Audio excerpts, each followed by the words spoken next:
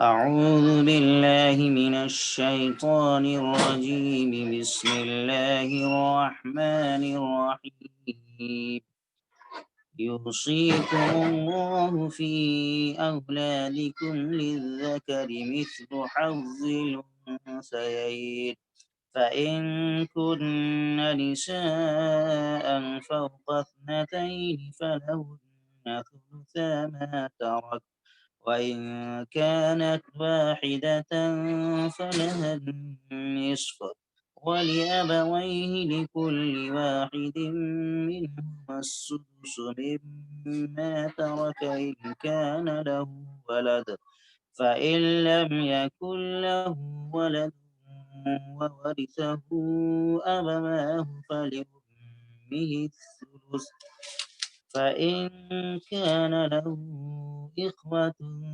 فلأمه السدس من بعد وصية يوصي بها أو دين آباؤكم وأبناؤكم لا تدرون أيهم أقرب لكم نفعا فريضة من الله إن الله كان عليما حكيما صدق الله العظيم رب اشرح لي صدري ويسر لي أمري واحلل عقدة من لساني يفقه قولي رب زدني علما رب زدني علما رب زدني علما اللهم صل على سيدنا ومولانا وحبيبنا وشفيعنا محمد وعلى آل محمد وبارك وسلم.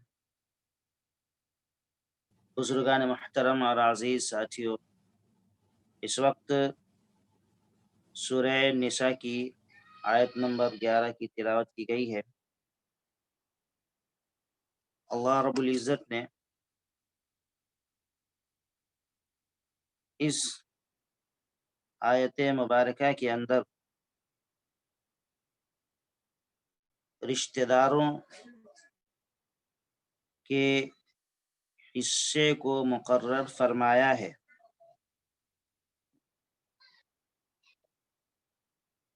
چنانچہ اللہ فرماتے ہیں یوصیکم اللہ فی اولادکم للذکر مثل حظ الانثیین، اللہ تمہاری اولاد کے بارے میں تم کو حکم دیتا ہے کہ مرد کا حصہ دو عورتوں کے برابر ہے، مرد کا حصہ دو عورتوں کے برابر ہے۔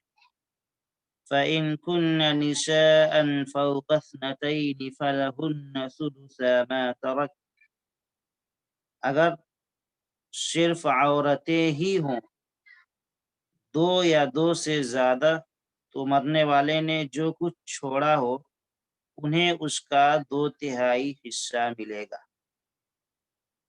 اگر مرنے والے کے اولاد میں، اس کے رشتہ دار میں صرف عورتیں ہوں، مرد نہ ہوں، اور عورتیں دو ہوں یا دو سے زیادہ ہوں، تو جتنا مال ہے اس مال کے 3 حصے کیے جائیں گے۔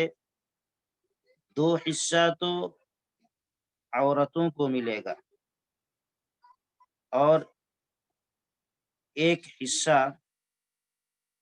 دوسرے جو قریبی رشتہ دار ہوں گے ان کو ملے گا۔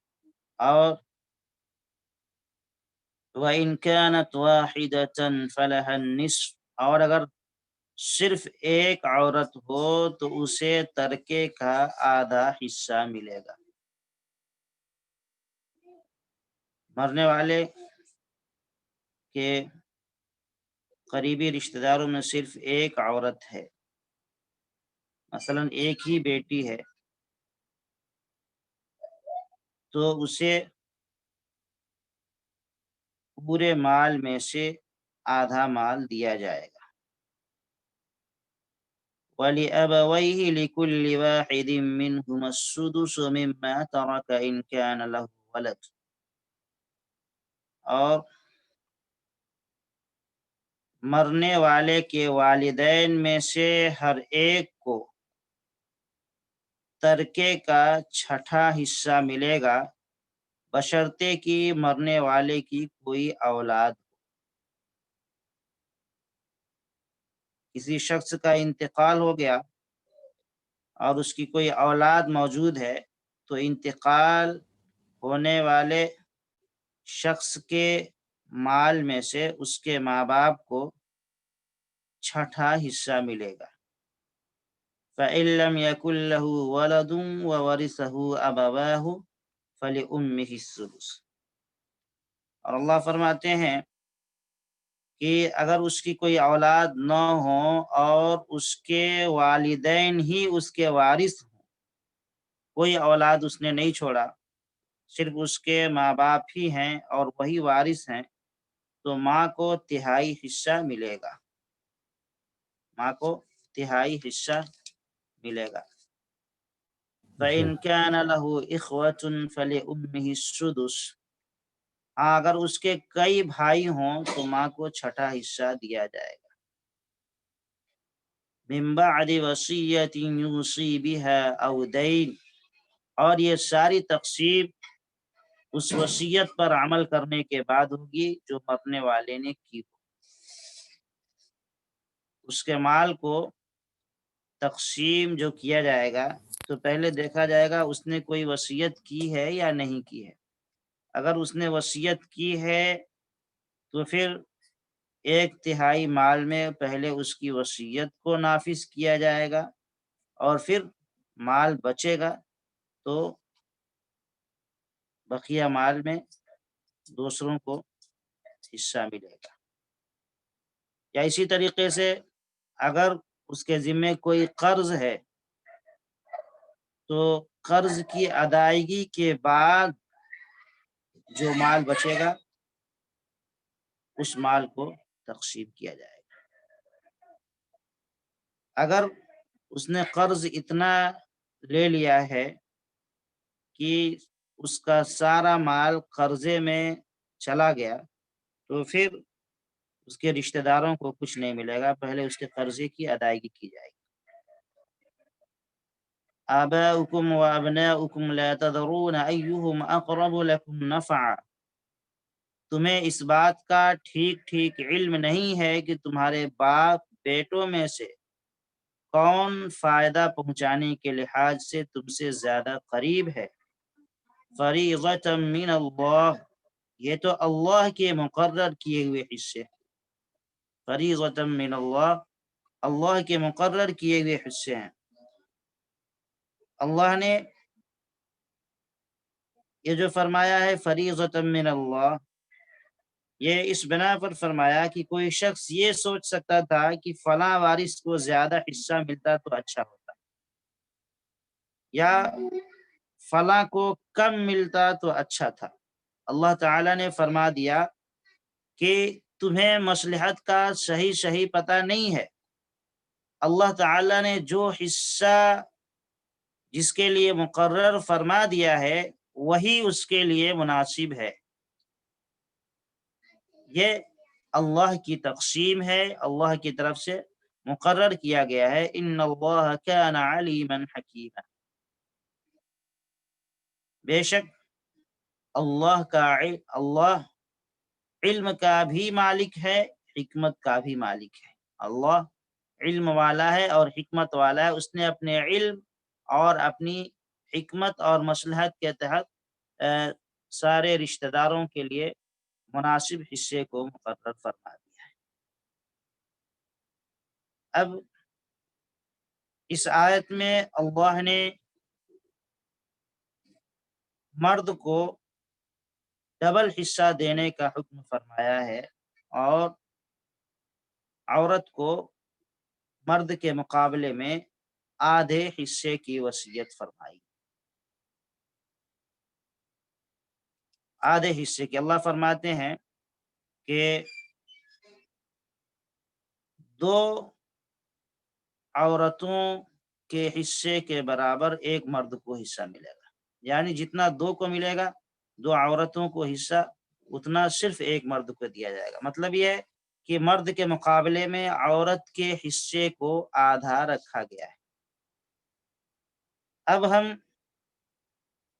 یہاں چند ان اسکالرس اور ان لوگوں کا جائزہ لیں گے جو شریعت اسلامیہ اور قانون اسلامی پر مختلف قسم کے اعتراضات کرتے ہیں۔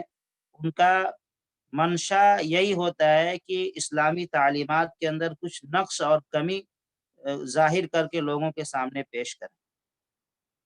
چنانچہ اس قانون پر بھی بہت سارے اسلام دشمن عناصر نے اعتراضات کیے ہیں اور یہ شور اور ہنگامہ مچایا ہے کہ اسلام نے عورتوں کے ساتھ انصاف نہیں کیا ہے۔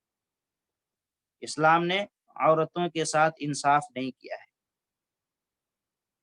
عورتوں کا حصہ آدھا مقرر کر دیا مردوں کے مقابلے میں، یہ عورتوں کے ساتھ ظلم ہے۔ پہلے اس اعتراض کا جواب دینے سے پہلے آپ ایک اصول اور ضابطے کو ذہن میں رکھیں۔ شریعت کا یہ اصول ہے اور پوری دنیا میں یہ کامن جسٹس کا درجہ بھی رکھتا ہے کہ صلاحیت کے اعتبار سے حقوق اور رائٹس ہوتے ہیں۔ سمجھ میں آیا؟ جی شریعت کا یہ اصول اور ضابطہ ہے کہ صلاحیت کے اعتبار سے حقوق عائد ہوتے ہیں اور رائٹس ہوتے ہیں، اس لیے کہ ایک کی ذمہ داری زیادہ ہو اور دوسرے کی حقوق زیادہ ہو، ایسا نہیں ہو سکتا۔ جس کی جتنی ذمہ داری ہے اسی اعتبار سے اس کا حق بھی رکھا گیا ہے، ذمہ داری کے اعتبار سے رکھا گیا ہے۔ یہاں جو آدھا کیا گیا ہے عورت کے حصے کو، وہ اس بنیاد پر نہیں کیا گیا ہے کہ وہ مرد اور عورت میں فرق کیا گیا، نہیں، اس کے عورت ہونے کی بنیاد پر نہیں کیا گیا ہے، جی بلکہ یہ جو تقسیم ہے وہ ذمہ داری کے اعتبار سے تقسیم ہے۔ جس کی جتنی ذمہ داری ہے، جس کا جتنا کام ہے، اس کے حساب سے، اس کے کام اور محنت کے اعتبار سے، اس کی ذمہ داری کے اعتبار سے اس کو یہاں حصہ متعین کیا گیا ہے۔ اور یہ جو کہا گیا ہے کہ عورت کو آدھا ملے گا مرد کے مقابلے میں، یہ قانون ہر جگہ کے لیے نہیں ہے، ہر جگہ کے لیے نہیں ہے۔ اور جو لوگ اعتراض کرتے ہیں وہ اسلامی قانون کو مکمل طور پہ نہیں جانتے ہیں، اگر جانتے تو اعتراض نہیں کرتے، کیونکہ بہت ساری ایسی جگہیں ہیں جہاں پر عورت کو مرد سے زیادہ ملتا ہے یا مرد کے برابر ملتا ہے۔ دیکھیے، آپ کو بتا دیں، اللہ کے نبی صلی اللہ علیہ وسلم نے جن حصوں کو تفصیل کے ساتھ بیان فرمایا ہے، جن کو دینے کے لیے کہا گیا ہے، حصے جن کے مقرر کیے گئے ہیں، ان کو شریعت کی اصطلاح میں ذوی الفروض کہا جاتا ہے۔ ان کے حصے کو اللہ نے مقرر کر دیا، اللہ کے نبی صلی اللہ علیہ وسلم نے مقرر کر دیا، ان میں کمی بیشی نہیں ہو سکتی۔ ان میں 6 مرد ہیں اور 17 طرح کی عورتیں ہیں، 17 عورتیں ہیں۔ دیکھیں، 2/3 حصہ 4 حالتوں میں عورت کو ملتا ہے، 2/3 حصہ۔ مثلا مال کو 3 حصوں میں تقسیم کیا جائے گا، ان میں سے 2 حصے، 4 حالتیں عورت کی ایسی ہیں کہ ان میں 2 حصے عورت کو ملیں گے اور 1 حصہ دوسروں کو۔ اچھا، اسی طریقے سے آدھا حصہ بھی 4 حالتوں میں عورتوں کو ملتا ہے۔ 4 حالتیں ایسی ہوتی ہیں کہ ان میں آدھا حصہ مرد کے کو جتنا دیا جائے گا اتنا عورت کو، بلکہ اس میں عورت کو زیادہ ہی مل جاتا ہے۔ اور اسی طریقے سے 1/3 حصہ 2 قسم کی خواتین کو ملتا ہے، اور 1/4 حصہ 1 طرح کی خواتین کو ملتا ہے، 6واں حصہ 5 طرح کی خواتین کو ملتا ہے، 8واں حصہ یہ بھی 1 طرح کی خواتین کو ملتا ہے۔ اب ترکے کی تقسیم میں چند ایسی شکلیں ہیں کہ عورت کو حصہ ملتا ہے اور اسی درجہ کے مرد رشتہ داروں کو حصہ نہیں ملتا ہے۔ ترکے کی تقسیم میں چند صورتیں ایسی پیش آتی ہیں جہاں پہ ایک ہی درجے کا مرد بھی ہے رشتہ دار اور ایک ہی درجے کا عورت بھی رشتہ دار ہے، لیکن مرد کو محروم کیا جاتا ہے اور عورت کو دیا جاتا ہے۔ مثال کے طور پہ میں آپ کو بتا دوں، عورت کا انتقال ہوا، اس کے شوہر، ماں باپ، بیٹی، پوتے اور پوتیاں ہیں۔ ایک عورت کا انتقال ہوا اور اس کے رشتہ داروں میں اس کا شوہر ہے، اس عورت کے ماں باپ ہیں، اور عورت جس کا انتقال ہوا اس کی بیٹی بھی ہے، پوتے اور پوتیاں بھی ہیں۔ تو اس صورت میں آپ دیکھ لیں، پوتے اور پوتی دونوں برابر کے رشتہ دار ہیں نا۔ جس عورت کا انتقال ہوا ہے اس سے ان دونوں کا رشتہ بالکل برابر کا ہے، پوتے اور پوتی دونوں کا۔ لیکن اس صورت میں پوتی کو چھٹا حصہ ملے گا، لیکن پوتے کو کچھ نہیں ملے گا۔ دیکھ لیا آپ نے، یہاں عورت کو مل رہا ہے لیکن مرد کو نہیں مل رہا ہے۔ ایسی بہت ساری شکلیں ہیں جہاں پہ عورت کا حصہ مرد سے بڑھ جاتا ہے۔ کچھ جگہیں ایسی ہیں جہاں پہ عورت کا حصہ مرد کے مقابلے میں زیادہ ہو جاتا ہے۔ مثلا آپ یہ سمجھ لیں کہ ایک عورت کا انتقال ہوا، اس کے شوہر، ماں باپ اور 2 بیٹیاں ہیں۔ ایک عورت کا انتقال ہوا، اس کے رشتہ داروں میں اس کا شوہر ہے، اس کے ماں باپ ہیں اور 2 بیٹیاں ہیں۔ اگر آپ یہ سمجھ لیں کہ اس نے 60 لاکھ روپے چھوڑے ہیں اس عورت نے، تو تقسیم اس طرح ہوگی کہ دونوں بیٹیوں کو 16 لاکھ روپے ملیں گے، یعنی 32 لاکھ روپے 2 بیٹیوں میں تقسیم کر دیے جائیں گے، آدھا آدھا۔ 16 لاکھ روپے 2 بیٹیوں کو ملیں گے، تو 60 میں سے 32 نکل گیا، کتنا بچا؟ 28 بچا۔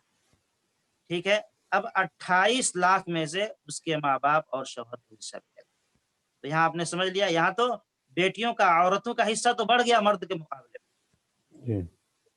بہت سی ایسی صورتیں بھی ہیں جن میں عورت اور مرد کا حصہ برابر ہوتا ہے۔ مثلا ایک شخص کا انتقال ہوا، اس کے بیٹے، ماں اور باپ ہیں۔ ایک شخص کا انتقال ہوا، اس نے ایک اپنی اولاد چھوڑی، اس کے بیٹے، ماں اور باپ ہیں، تو ماں کو بھی چھٹا حصہ ملے گا اور باپ کو بھی چھٹا حصہ ملے گا۔ جیسے کہ اس آیت میں آیا نا، اگر مرنے والے نے کوئی اولاد چھوڑا تو پھر اس کے ماں باپ کو چھٹا حصہ ملے گا۔ ایسی صورتیں بھی ہیں، یہاں پہ دیکھیں ماں اور باپ دونوں کا چھٹا حصہ مل رہا، دونوں کا حصہ برابر ہو گیا نا، مرد اور عورت دونوں کا حصہ برابر ہو گیا۔ اچھا، اب ایسی صورتیں بھی ہیں جن میں عورت کا حصہ مرد کے مقابلے میں آدھا ہو جاتا ہے، جیسے بیٹے کے مقابلے میں بیٹی کا حصہ آدھا ہے۔ تو بہت سی جگہوں پہ عورت کا حصہ مرد سے بڑھ جاتا ہے یا کم سے کم مرد کے برابر ہوتا ہے۔ ہاں، چند صورتوں میں عورت کا حصہ مرد کے مقابلے میں آدھا ہوتا ہے۔ سمجھ میں آیا؟ جی، تو میں شروع میں بتایا تھا ایک ضابطہ، ایک قانون کی شریعت نے جو یہ تقسیم کی ہے وہ ذمہ داری کے اعتبار سے کی ہے۔ جس پر جتنی ذمہ داری عائد ہوتی ہے اسی کے اعتبار سے اس کو حصہ دیا جائے گا۔ اب مثال کے طور پہ آپ یہ سمجھیں کہ کمانے کی ذمہ داری کس پر ہے؟ شریعت نے مرد پر رکھی ہے، عورت پر نہیں رکھی۔ اگر ایک شخص کا بالغ لڑکا ہے اور بالغ لڑکی بھی موجود ہے گھر میں، اور اس صورت میں وہ شخص اپنے بالغ لڑکے کو تو کمانے پر مجبور کر سکتا ہے کہ تم جاؤ کما کر لاؤ، لیکن جو بالغ لڑکی ہے اس کو مجبور نہیں کر سکتا۔ یہ شریعت کا ضابطہ ہے۔ تو ذمہ داری کس پر زیادہ ہوئی؟ مرد پر زیادہ ہوئی۔ کمانے کی ذمہ داری مرد پر ہے۔ اسی طریقے سے ایک یہ سمجھ لیں کہ ایک شخص کا نکاح ہوا ایک عورت سے، تو کمانے کی ذمہ داری اس عورت کا پورا خرچہ، نان و نفقہ، اس کو گھر دینے کی ذمہ داری، اس کے کپڑے وغیرہ کی سب کی ذمہ داری مرد کی ہے۔ جی گرچہ مرد بیچارہ کمانے کے لائق نہ ہو لیکن پھر بھی اس کی ذمہ داری، کمانے کی خرچے کی ذمہ داری مرد پر ہی ہے۔ اور عورت گرچہ کمانے کی صلاحیت رکھتی ہے، ایک بہترین ڈاکٹر نہیں ہے، وہ اپنا کلینک چلا سکتی ہے، لاکھوں روپے کما سکتی ہے، اور مرد بالکل انگوٹھا چھاپ ہے، جاہل ہے، کچھ کما نہیں سکتا، لیکن پھر بھی یہاں مجبور مرد کو کیا جائے گا کہ وہ کما کر اپنی بیوی کا خرچہ پورا کرے۔ عورت گرچہ ڈاکٹرنی ہے، کما سکتی ہے، لیکن اس کو شریعت نے مجبور نہیں کیا ہے، اور شوہر بھی اس کو مجبور نہیں کر سکتا تم جا کر کما کر لاؤ۔ تو یہاں ذمہ داری کس پر عائد ہوئی؟ کمانے کی ذمہ داری مرد کے اوپر ہوگی۔ تو ظاہر سی بات ہے جس کے اوپر جتنا بوجھ ہوگا، جتنی ذمہ داری ہوگی، تو حصہ بھی تو اس کا اتنا ہی مقرر زیادہ ہوگا نا۔ جی اور یہ بھی دیکھ لیں کہ اللہ تعالی نے مرد پر اپنا خرچہ، بیوی بال بچے، ماں اور باپ کا خرچہ، اور ضرورت کے وقت اگر اس کی مطلقہ بہنیں ہیں یا بیوہ بہنیں ہیں تو ان کا خرچہ، اسی طریقے سے یتیم بھائیوں کا کی تعلیم اور ان کے اخراجات، اور اگر گھر میں اوپر سے بوڑھے دادا دادی ہوں تو ان سب کی ضروریات پوری کرنے کی ذمہ داری کس کی ہے؟ مرد کی ہے۔ جی ایک آدمی ہے، اس کو اپنا خرچہ بھی نکالنا ہے، اپنے بیوی بچوں کا خرچہ نکالنا ہے، اس کے اگر ماں باپ ہیں تو ماں باپ کا خرچہ بھی اس کے ذمہ داری، اس کے ذمہ ہے۔ اسی طریقے سے اگر اس کے یتیم بھائی ہیں، پڑھ لکھ رہے ہیں، کمانے کے لائق نہیں ہے، چھوٹے ہیں، تو ان کا خرچہ بھی بھائی کے ذمہ آ جاتا ہے۔ اور اگر اس گھر میں دادا دادی بھی ہوں تو ان کے خرچے کی ذمہ داری بھی تو مرد کے اوپر ہی آ جاتی ہے نا۔ جی تو اب مرد کے اوپر اتنی ساری ذمہ داریاں ہیں گھر چلانے کی، گھر کے خرچے پورے کرنے کی، تو ظاہر سی بات ہے جب اس کی ذمہ داری ہے تو اس کا حق اور اس کا رائٹ بھی زیادہ ہوگا۔ یہ ہر آدمی جانتا ہے، اور یہ کامن جسٹس ہے، پوری دنیا اس کو مانتی ہے۔ جی اب اگر ہم دیکھیں تو شریعت نے جو یہ مقرر کیا ہے حصہ، وہ اسی ذمہ داری کی وجہ سے مرد کو عورت کے مقابلے میں 2 گنا رکھا ہے۔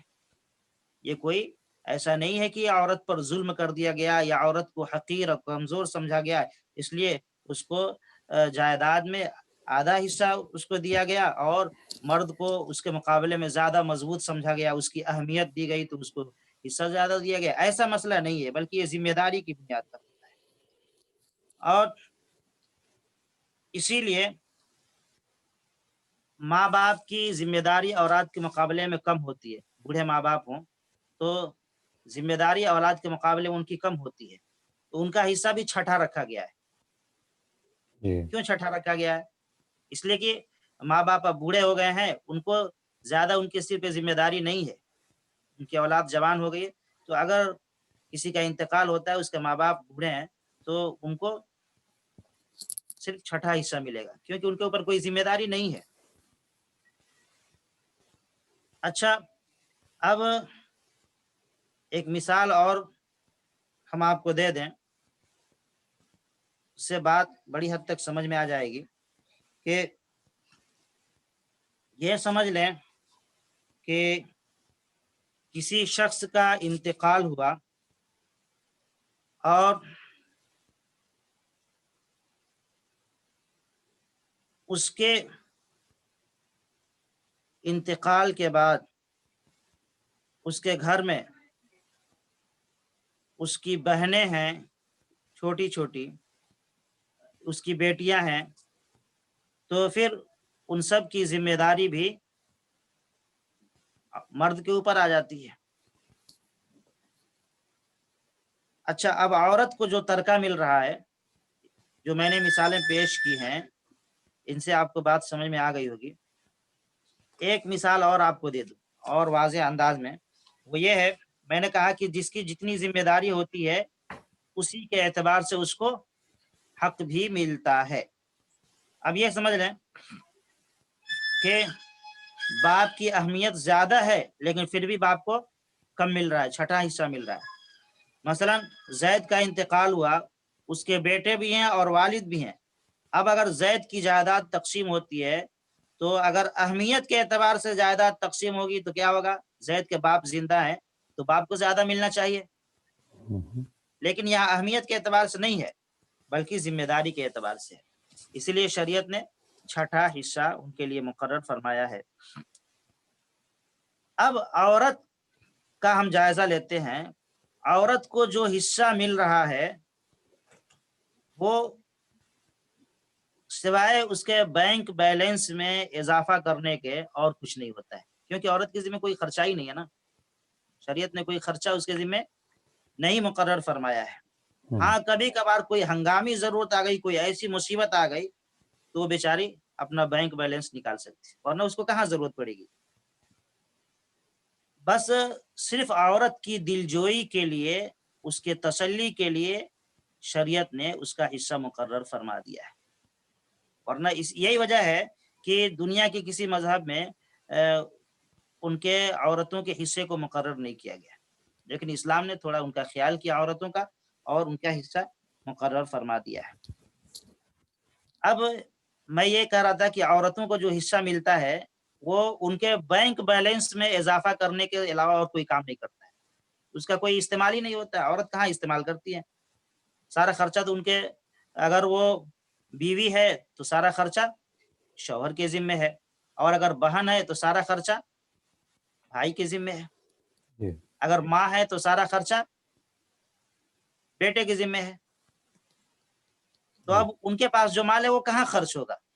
وہ تو صرف ان کا بچا رہے گا۔ اب اس کی ایک مثال سمجھے کہ جب عورت نکاح کرتی ہے، اس کا جو مال ملا ترکے میں، اس کا مال تو اس کو محفوظ ہے، کیونکہ اگر شادی نہیں ہوئی ہے تو اس کے خرچے کی ذمہ داری اس کا بھائی اٹھا رہا ہے، بھائی کے ذمہ۔ اس کی شادی ہوتی ہے تو اس کو مہر بھی مل رہا ہے مرد کی طرف سے، شوہر کی طرف سے، تو اس کا بینک بیلنس بڑھ رہا ہے نا، اس کا تو گھٹ نہیں رہا ہے، لیکن یہاں مرد کا، اس کے بھائی کو جو حصہ ملا ہے تو بہن کے شادی میں خرچ کرے گا، تو اس کا تو خرچ ہو جائے گا، لیکن بہن کا جو ملا ہے وہ پورا بچا رہا ہے، بلکہ اس میں اضافہ ہو رہا ہے، شوہر کی طرف سے اس کو مہر بھی مل رہا ہے۔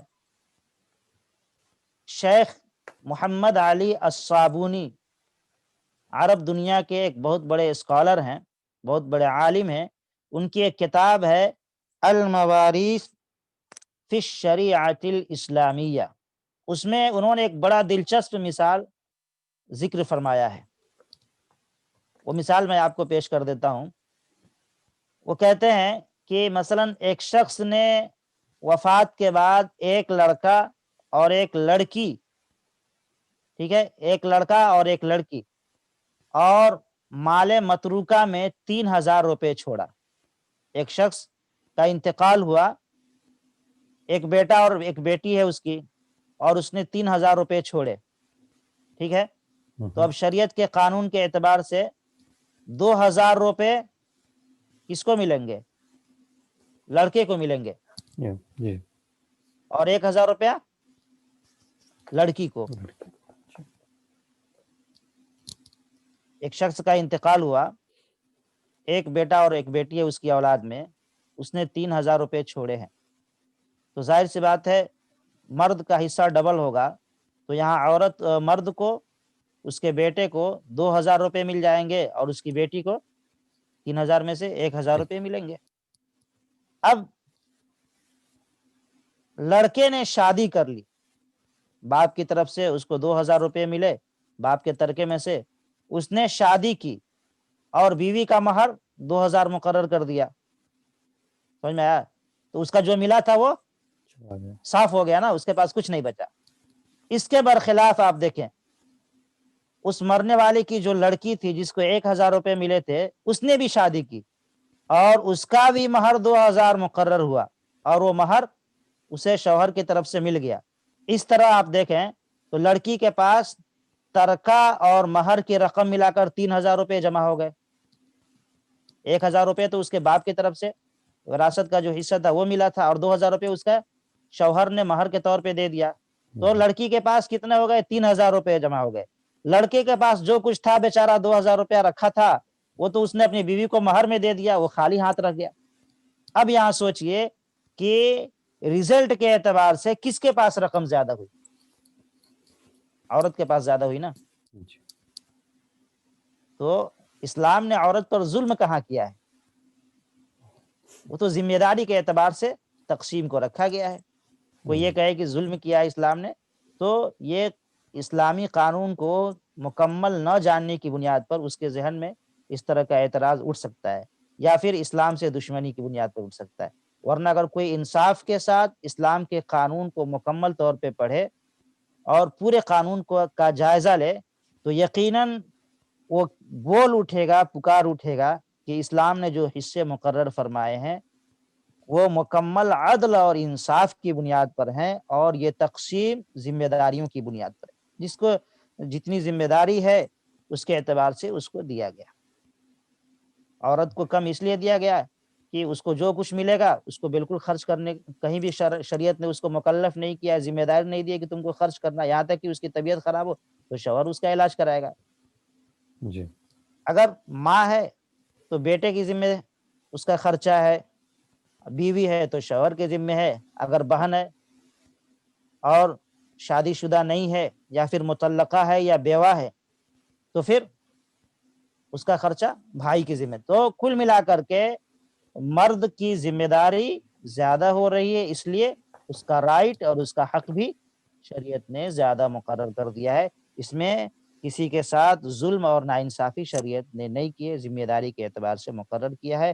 اللہ رب العزت سے دعا ہے کہ اللہ پاک ہمیں اور آپ کو جو باتیں کہی گئی ہیں ان باتوں پر عمل کی توفیق نصیب فرمائے، اور انہیں صحیح طور پر سمجھنے کی صلاحیت ہمارے اندر پیدا فرمائے.